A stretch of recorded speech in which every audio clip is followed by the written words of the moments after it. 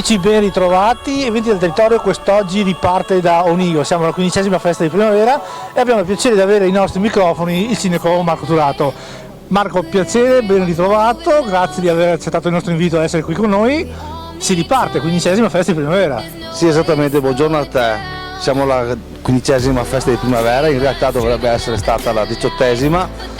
Causa Covid sappiamo le restrizioni ci sono state, l'importante è ricominciare, abbiamo ricominciato alla grande, la giornata ci aiuta, espositori ce ne sono più di 150, per cui siamo enormemente felici e che la giornata si svolga nel miglior modo possibile.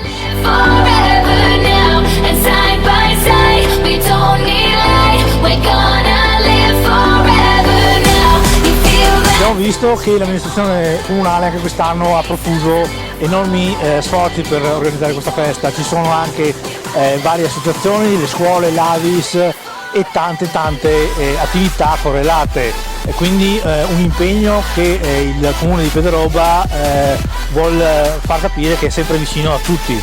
Sì, diciamo che la miglior cosa per fare unità nella nostra comunità è coinvolgere tutte le associazioni del territorio.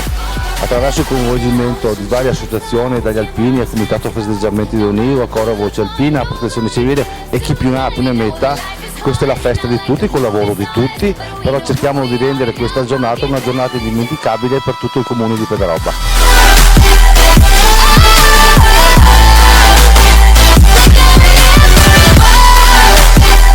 Marco, noi ti ringraziamo intanto di l'invito, ti lasciamo in nostro impegno, abbiamo visto prima dalle immagini che eri impegnato anche come volontario, non solo come sindaco, e questo ti fa onore, e quindi una buona festa, una buona 15ª festa del primavera.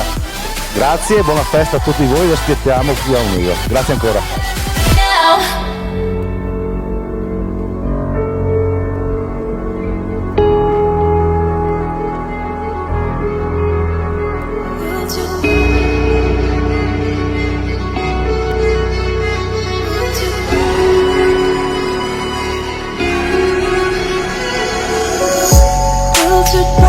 Slowly covering the light.